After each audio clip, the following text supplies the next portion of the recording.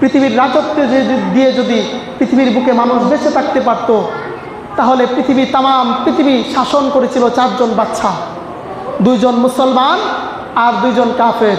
মুসলমানদের 2 জন হলো বাদশা জুলকারনাইন, যাকে ইস্কান্দার জুলকারনাইন বলা হয়। 2 নাম্বার হযরতে নবী সুলাইমান আলাইহিস সালাম। আর তামাম পৃথিবী শাসন করেছিল 2 জন কাফের, একটা হলো বাদশা নমরুদ আর একটা হলো বখতে নসর। এই 4 জন মানুষ তামাম পৃথিবী শাসন করেছিল।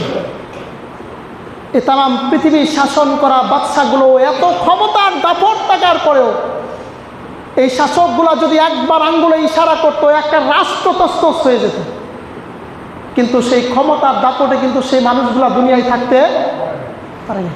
কারণ আল্লাহ রাব্বুল আলামিন বলেছেন, আলহাকুমুত তাকাসুর হাত্তা জুরতুমুল মাকাবির, তোমাদেরকে কবরে চলে যেতেই হবে। কবরে যাওয়ার পরে তো তোমাদের চোখ এবং কান খুলবে। আমরা তো মনে করতেছি আমরা চোখ দ্বারা দেখতেছি, আমরা কিছুই দেখি না।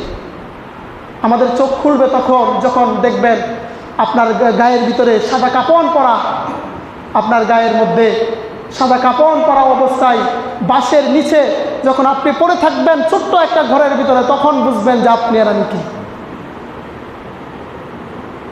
এই জন্য আসুন আমরা আমাদের জীবনটা পরিবর্তন করি। আর কত দুনিয়ার মায়া, আর কত এই অহংকার, হিংসা, বিদ্বেষ কত পোষণ করবো অন্তরের ভিতরে। 1 ওয়াক্ত নামাজ পড়ি না, সারাটা দিনের ভিতরে একবার আল্লাহর নাম নেই। কে বলতে পারবেন যে সারাদিন, আজকে সারাটা দিন পার হয়ে গেছে, 100 বার আল্লাহর নাম অন্তরের মুখের ভিতরে নিয়েছেন? নাই, আমাদের নাই।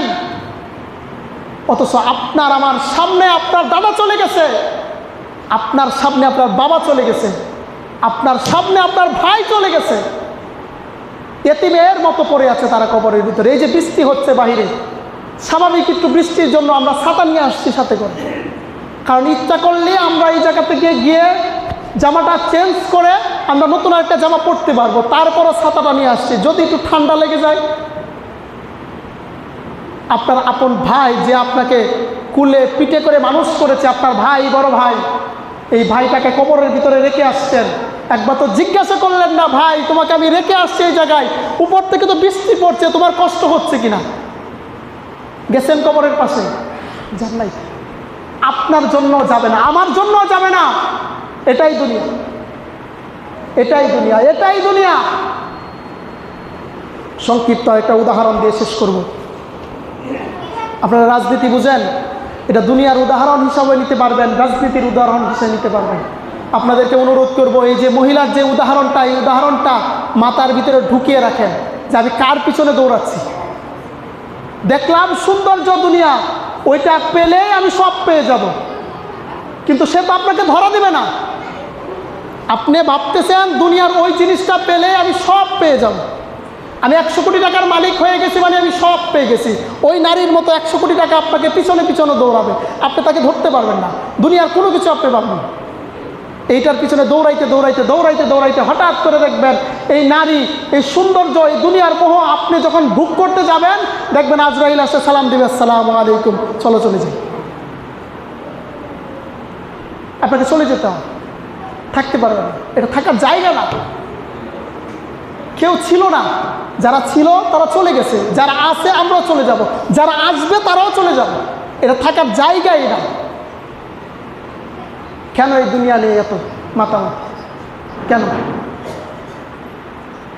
আসুন আমরা আমাদের জীবনকে পরিবর্তন করি। যদি আমরা আমাদের জীবনকে পরিবর্তন করতে পারি, তাহলে এই দুনিয়াটার বুকে অল্প কষ্ট করলেও আখিরাতের জীবনটা সুন্দর হবে। আপনি দেখেন যারা দুনিয়াতে সুখে ছিল সেই মানুষগুলো আজ দুনিয়ায় নাই। যেই মানুষগুলো সারা জীবন দুনিয়াতে কষ্ট করেছে সেই মানুষগুলো দুনিয়ায় নাই। যেই মানুষগুলো জীবনে কোনোদিন সুখের মুখ দেখে নাই সেই মানুষগুলো দুনিয়ায় নাই। যেই মানুষগুলো জীবনে দুঃখের মুখ দেখে নাই সেই মানুষগুলো দুনিয়ায়। আপনি যদি জেলখানায় থাকেন দেখবেন জেলখানার রাতও ভোর হয়ে গেছে। আপনি যদি বাসর রাতে যান বাসর রাতও ভোর হয়ে যান। আপনি দুনিয়াতে শান্তিতে থাকলেও কবরে চলে যাবেন, আপনি অশান্তিতে থাকলেও দুনিয়া কবরে চলে যাবেন। আপনি যদি টাকাওয়ালা হন তাহলেও তো কবরে চলে যাবেন, আপনি যদি গরিব হন তাহলেও কবরে চলে যাবেন, আপনি যদি অহংকারী হন তাহলেও কবরে চলে যাবেন, আপনি যদি নিচু হয়ে আল্লাহর দ্বীনের জন্য কাজ করেন তাহলেও কবরে চলে যান। অর্থাৎ আমাদের ঠিকানা একটাই। আপনি যত চিন্তাই করেন, টাকার মালিক হন আর গরিব থাকেন, সুখে থাকেন আর ধনী থাকেন, আপনি যেই পদ্ধতিতেই থাকেন, আমাদের ঠিকানা একটাই, কবরে যেতেই হবে। যেহেতু কবরে চলে যাবই, যেতে হবেই, আসুন কবরের সামানাগুলো আমরা গুছাই। যদি আমরা কবরের সামানাগুলো আমরা গুছাইতে পারি, তাহলে দুনিয়ার অল্প একটু কষ্ট, এই কষ্টটা যদি আমরা বুকের মধ্যে চাপা দিয়ে আল্লাহর দ্বীনের মোহাব্বত অন্তরে লালন করি, তাহলে আমাদের আখিরাতের জীবনটা সুন্দর হয়ে যায়। আপনি আজকে স্বাভাবিকভাবে চিন্তা করেন, 100 কোটি টাকার মালিক এরকম নামাজি ব্যক্তি কি দুনিয়ায় নাই? কথা বলে না। 100 কোটি টাকার মালিক নামাজি এরকম মানুষ নাই? 5 টাকার মালিক সেরকম মানুষ কি দুনিয়ায় নাই? 5 টাকার মালিক হওয়ার পরেও নামাজ পড়তেছে, আল্লাহকে সন্তুষ্ট করতেছে, এরকম মানুষও আছে। আবার 5,000 কোটি টাকার মালিক হওয়ার পরেও নামাজ পড়তেছে, আল্লাহকে সন্তুষ্ট করতেছে। আপনার মতন আরেকজন 5 টাকার মালিক নামাজও পড়ে না, আল্লাহর সন্তুষ্টি অর্জন করে না, শুধু দুনিয়ার পিছনে দৌড়ায়। 5,000 কোটি টাকার মালিকও আছে, নামাজ পড়ে না, আল্লাহর পিছনে দৌড়ায় না, শুধু দুনিয়ার পিছনে দৌড়ায়। তো একজনে একই টাকার মালিক, 5,000 কোটি টাকার মালিক, একজনে আল্লাহও পাইতেছে, দুনিয়াও পাইতেছে। আরেকজন 5,000 কোটি টাকারই মালিক, সে দুনিয়া পেয়ে গেছে, আখিরাত পাই নাই। এখন আপনাকে আমাকে ডিসিশন নিতে হবে, আপনি কি দুই দিকেই খুশি করবেন, নাকি শুধু একদিক নিয়ে দুনিয়ার অল্প সময়ের জন্য দৌড়াদৌড়ি করে জীবনটা শেষ করে দেবেন, আখিরাতটা নষ্ট করে দেবেন? এবার আপনাকে ডিসিশন নিতে হবে। আপনার জীবনের জন্য ডিসিশন আপনার নিতে হবে, আপনাকে কেউ সাপোর্ট করবে না। আপনি স্বাভাবিকভাবে হিসাব করেন, আপনি দুনিয়ার বুকে দেখতেছেন আমাকে সবচাইতে বেশি ভালোবাসে আমার মা। আমি মাদের বিপক্ষে কথা বলছি না, উদাহরণ শিখাচ্ছি, উদাহরণ। আপনি মনে করতেছেন পৃথিবীর বুকে সবচাইতে ভালোবাসে কে? আমার মা। আপনার বয়স যখন 25 হয়ে যায়, এরপর থেকে আপনি কাজ বন্ধ করে দেন, টোটালি ঘরে বসে থাকেন, এই মাই দেখবেন মাঝে মধ্যে ঝাড়ু নিয়ে আপনাকে পিটাইতেছে। আমি বাস্তব বলছি না অবাস্তব বললাম? একথা সত্যি না? আপনি 30 বছর বয়সে যখন বেকার ঘরে বসে বসে খাবেন, মা লাঠি নিয়ে আসবে, আপনাকে গালিগালাজ করবে। এই মান আপনাকে ভালোবাসে? আপনি একটু আগে বললেন যে আমার মা আমাকে ভালোবাসে। আপনি টাকা না দেওয়ার কারণে আপনার মা আপনাকে ঘর থেকে বের করে দিচ্ছে। এই দুনিয়া না দেওয়ার কারণে আপনার বাবা আপনাকে ঘর থেকে বের করে দিচ্ছে। অর্থাৎ বোঝা যায়, দুনিয়ার স্বার্থ যদি হাসিল না হয়, নিজের আপন মা বাবাও ভালোবাসে না, ভালো ভাসবে না। ভালো একমাত্র ভাসে আল্লাহ তার রসুল, আর কেউ ভালোবাসবে না। আপনি কার পিছনে দৌড়াচ্ছেন? কোন নারীর পিছনে দৌড়াচ্ছেন? কোন গাড়ির পিছনে দৌড়াচ্ছেন? যেই গাড়ি দিয়ে আপনি হারাম দেখাচ্ছেন, সেই গাড়ির সুযোগ পেলে আপনাকে খাদে নামায় দেবে। যেই গাড়ির পিছনে আপনি দৌড়াচ্ছেন যে আমার একটা গাড়ি কেনা দরকার, বড় হওয়ার দরকার, সেই গাড়ি যদি সুযোগ পায় আপনাকে ভাঙ্গা দিয়ে আপনাকে খাদে নামায় দেবে সেই গাড়ি। যেই নারীর পিছনে আপনি দৌড়াচ্ছেন, সেই নারী সুযোগ পেলে তার চাহিদা পূরণ করতে না পারলে, সেই টাকা পয়সা ধন দৌলত যদি সেই নারীকে সঠিক পথে আদায় করতে না পারে, সেই নারী আপনার বিরুদ্ধে মামলা করবে। বলেন, কোর্টে মামলা নাই স্বামীর বিরুদ্ধে স্ত্রীর? কথা বলে না। আপনার না হালাল স্ত্রী, আপনি না তাকে ভালোবাসেন? আপনারা একটু আগে বলছেন তাকে না পেলে আমি মরে যাব। সে না একটু আগে আপনার সাথে ওয়াদা দিল, কয়েকদিন আগে ওয়াদা দিল তোমাকে না পেলে আমি মরে যাব। সে তো আপনার বিরুদ্ধে এখন মামলা করতেছে। এটা দুনিয়া। নিজের হিসাব নিজে কষেন, নিজের হিসাব নিজে বের করেন যে আপনি কই যাবেন, আপনি কাকে ভালোবাসছেন।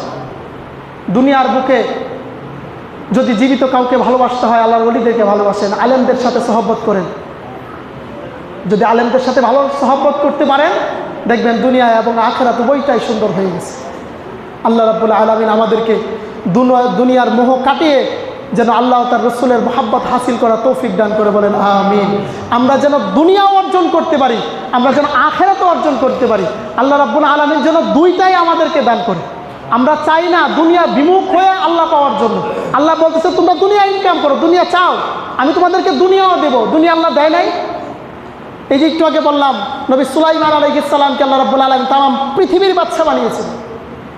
তা আল্লাহর কাছে চান যে আল্লাহ আমাকে দুনিয়ারও বাদশা বানাও, আখিরাতেরও বাদশা বানাও। দুইটাই চাইতে হবে, মানে একটা বাদ দিয়ে আরেকটা চাওয়া যাবে না। আপনি যদি আখিরাত চান দুনিয়া বাদ দিয়ে, তাহলে দুনিয়ায় চলতে পারবেন না। আর যদি দুনিয়া চান আখেরাত বাদ দিয়ে, তাহলে দুনিয়ায় ভালো করে চলতে পারবেন, আখেরাতে টিকতে পারবেন না। এই জন্য আল্লাহর কাছে দুইটাই চাইতে হবে। আল্লাহর কাছে বেশি বেশি চান যে আল্লাহ আমার এটা দরকার সেটা দরকার, আল্লাহর কাছে চান, হালালভাবে চান, আল্লাহ দিবেন ইনশাআল্লাহ। আল্লাহ রাব্বুল আলামিন আমাদের সকলকে সঠিক বুঝ দান করুক। সকলে বলেন আমিন। ওয়া আখিরু দাওয়ানা আলহামদুলিল্লাহি রাব্বিল আলামিন।